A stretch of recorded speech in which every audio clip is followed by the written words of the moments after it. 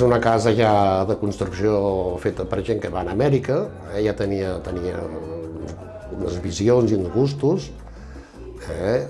i es va construir a finals del segle XVIII, juntament amb 6 cases més, que les 7 cases juntes tenien una estructura similar, amb uns jardins grans, espais amples,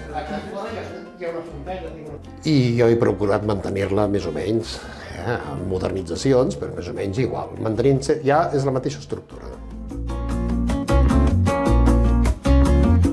L'estructura d'aquesta casa és un exemple de la que podríem dir d'una arquitectura, entre cometes, indiana. Sempre, quan es parla d'arquitectura indiana, sempre pensem en palaus i en edificis molt suntuosos i rics, ornamentals. Però llavors hi ha un altre exemple que seria aquest, que sí, que és una casa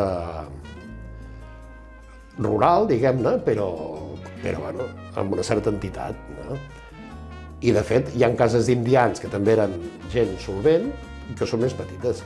I el seu valor és això, és una mostra d'una tipologia més de casa d'indians.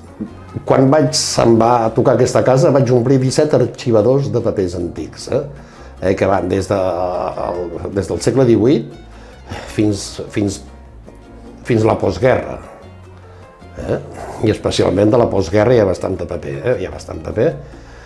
Llavors que mostren com era que hi havia pel poble i mostra també com era la vida social també de l'època, de l'època